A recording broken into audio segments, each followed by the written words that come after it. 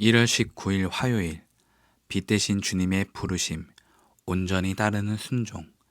마태복음 4장 12절로 25절입니다. 예수께서 요한이 잡혔음을 들으시고 갈릴리로 물러가셨다가 나사렛을 떠나 스불론과 납달리 지경 해변에 있는 가버나움에 가서 사시니, 이는 선지자 이사야를 통하여 하신 말씀을 이루려 하심이라. 일러스되 스불론 땅과 납달리 땅과 요단강 저편 해변길과 이방의 갈릴리여, 흑암에 앉은 백성이 큰 빛을 보았고 사망의 땅과 그늘에 앉은 자들에게 빛이 빛이었도다 하였느니라. 이때부터 예수께서 비로소 전파하여 이르시되 회개하라, 천국이 가까이 왔느니라 하시더라. 갈릴리 해변에 다니시다가 두 형제 곧 베드로라 하는 시몬과 그의 형제 안드레가 바다에 금을 던지는 것을 보시니 그들은 어부라. 말씀하시되 나를 따라오라, 내가 너희를 사람을 낚는 어부가 되게 하리라 하시니, 그들이 곧 그물을 버려두고 예수를 따르니라. 거기서 더 가시다가 다른 두 형제 곧 세베대의 아들 야고보와 그의 형제 요한이 그의 아버지 세베대와 함께 배에서 금을 깁는 것을 보시고 부르시니, 그들이 곧 배와 아버지를 버려두고 예수를 따르니라. 예수께서 온 갈릴리에 두루 다니사 그들의 회당에서 가르치시며 천국 복음을 전파하시며 백성 중에 모든 병과 모든 약한 것을 고치시니, 그의 소문이 온 수리아에 퍼진지라. 사람들의 모든 앓는 자와 곧 각종 병에 걸려서 고통당하는 자, 귀신 들린 자, 간질하는 자, 중풍병자들을 데려오니 그들을 고치시더라. 갈릴리와 데가볼리와 예루살렘과 유대와 요단강 건너편에서 수많은 무리가 따르니라. 아멘. 12절입니다. 예수께서 요한이 잡혔음을 들으시고, 예수께서 요한이 잡혔음을 들으시고. 세례 요한이 잡혔습니다. 그가 왜 잡혔는지 오늘 본문이 따로 설명하지는 않습니다. 그러나 세례 요한은 자신의 사명이 끝났다는 것을 알았습니다. 그리고 그것은 예수님의 사명이 시작되었다는 알림이기도 했습니다.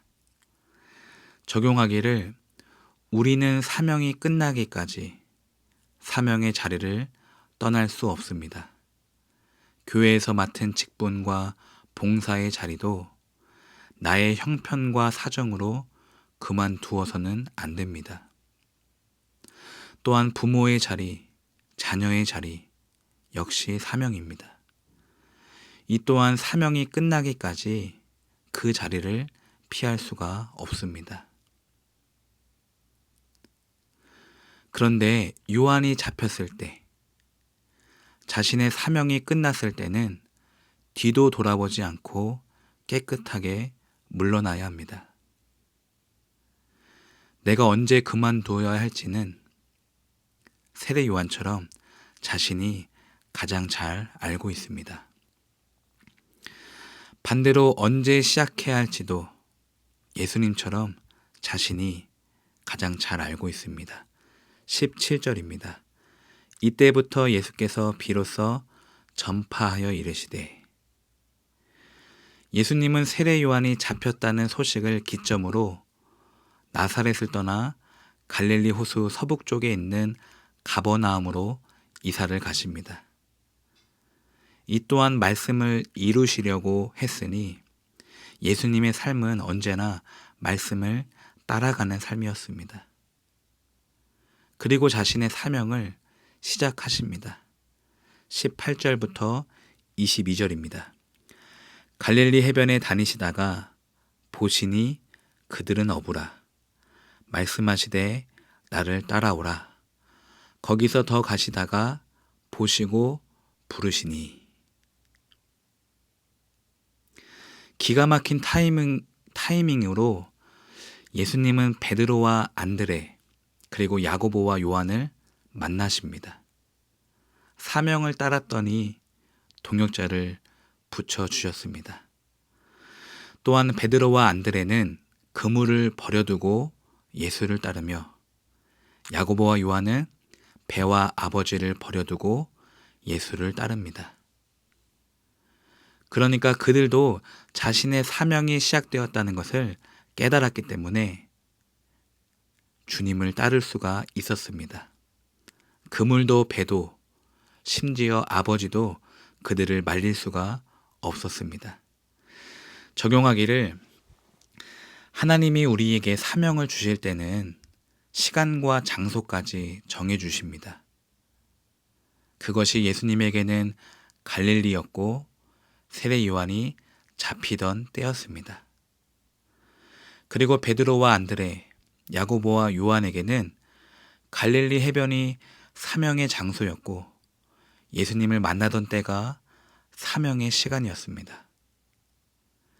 저 역시도 2021년 코로나 한복판 서울 노원구 하계동 나눔교회에서 사명이 시작된 것입니다.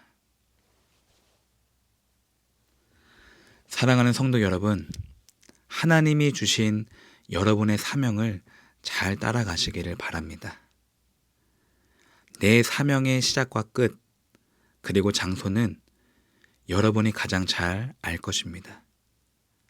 사명을 시작할 때와 그만둘 때를 여러분 스스로 잘 분별하시기를 바랍니다. 그리고 사명이 시작되었을 때 사명을 따라가다 보면 하나님께서 동역자도 붙여주십니다. 우리가 해야 할 일은 그 동역자를 아끼고 사랑하는 것입니다. 예수님께서 갈릴리 해변을 다니시다가 베드로와 안드레, 야고보와 요한을 만난 것처럼 저에게도 나눔교회 안에 붙여주신 동역자들이 있습니다. 그 수가 아무리 적어도 예수님처럼 4명으로 시작하면 되는 것입니다. 저에게 붙여주신 동역자들과 사명을 함께 시작하면 되는 것입니다.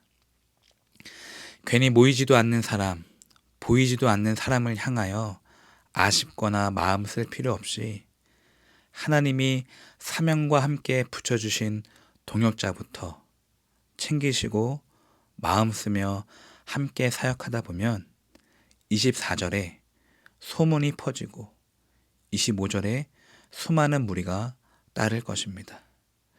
이거를 우리 성도님들에게 적용을 하자면 인생이라는 사명을 주신 하나님께서 우리에게 붙여주신 동역자는 바로 우리의 가족입니다. 그러므로 가족을 아끼시고 가족을 사랑하십시오. 그 누구보다 가족을 먼저 챙겨주시고 가장 많이 사랑해 주시기를 바랍니다. 가족은 내가 짊어져야 할 짐이 아니라 나의 짐을 덜어주는 동역자입니다. 가족 때문에 오히려 내가 기도할 수 있고 가족 때문에 오히려 내가 주님 앞으로 더 나아갈 수 있다면 가족은 우리에게 복이 됩니다. 그리고 오늘 저는 23절을 붙잡았습니다. 예수께서 온 갈릴리에 두루 다니사 가르치시며 전파하시며 고치시니. 오늘도 교회를 생각하면서 고민하고 기도하기를 어떻게 목회를 해야 될까? 이 상황 속에서 어떻게 목회를 해야 되나? 분명히 하나님께서 성탄절 밤에 저를 깨워주셔서 성탄절에 전했던 말씀이 내 마음대로 하고 싶은 마음도 내려놓으라. 잘하고 싶은 마음도 내려놓으라 라고 말씀하셨는데 늘 조급한 마음에 몸이 아팠나 봅니다. 그런데 오늘 23절을 다시 한번 붙잡고 결단을 했습니다. 23절을 보면 예수께서 온 갈릴리에 두루 다니사. 예수님은 사명을 시작하실 때 책상에 앉아서 고민하거나 생각하지 않았습니다. 오히려 온 갈릴리에 두루 다니사. 예수님은 회당을 잘 꾸며놓고 수리하고 관리해서 사람들이 왜 안 오나 기다리며 근심하지 않았습니다. 예수님은 목회 계획을 잘 기획하고 조직을 만들어서 행사나 집회를 진행하지 않았습니다. 예수님은 헌금 내역을 사인하거나 출결을 관리하거나 현수막을 제작하거나 SNS로 소통하지 않으셨습니다. 물론 예수님과 저의 시대가 다르겠지만 중요한 건 오늘 이 시대는 비본질이 너무나 많다는 것입니다. 본질은 내 양을 먹이라. 양을 먹이는 것이 바로 본질입니다.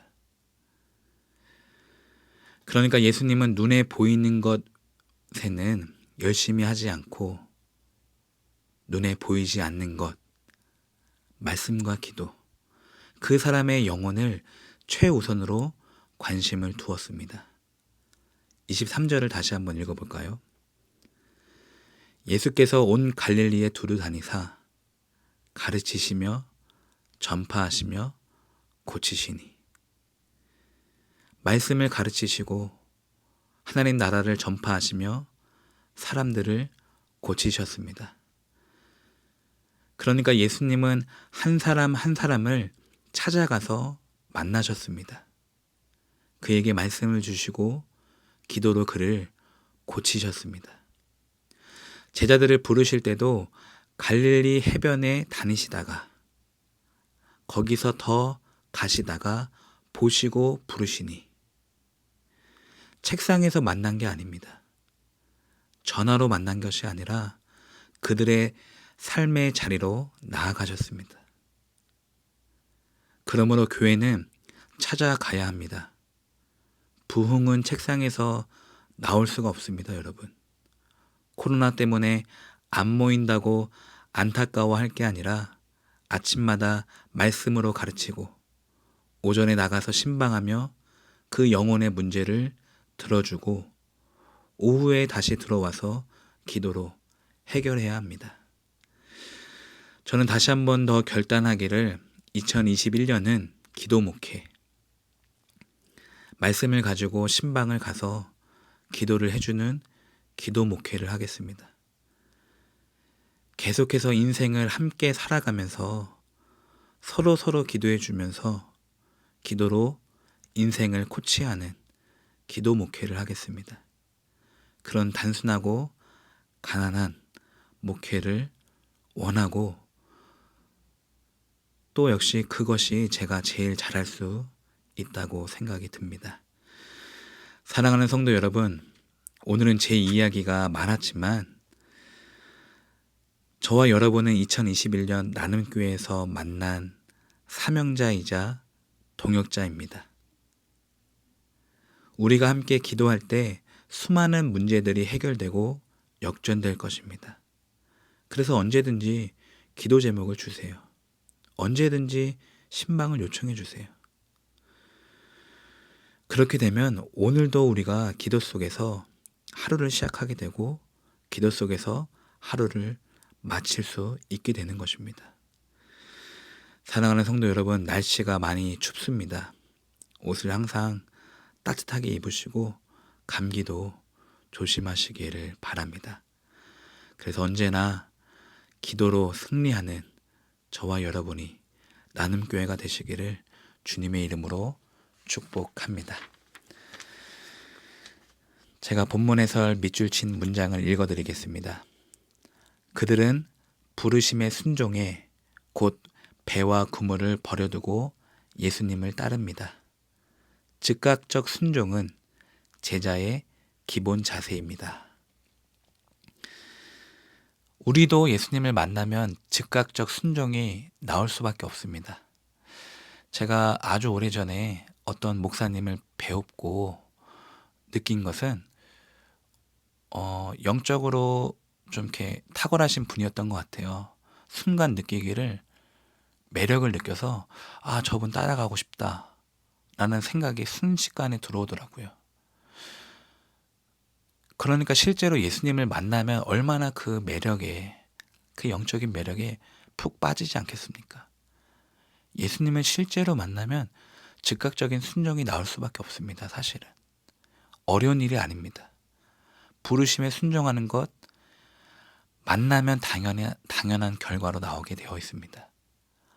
오늘도 우리가 정말 이 지구보다, 이 우주보다 큰 예수님과 부딪혔다고 한다면 내가 부서지든 주님이 부서지든 결과가 나와야만 합니다. 내가 변하지 않았으면 아직 예수님을 만나지 못한 겁니다. 내 생각과 내 자아가 깨지지 않았다면 여전히 나는 예수님을 믿지 않고 있고 여전히 우주보다 크신 예수님과 부딪히지 않았다는 것입니다.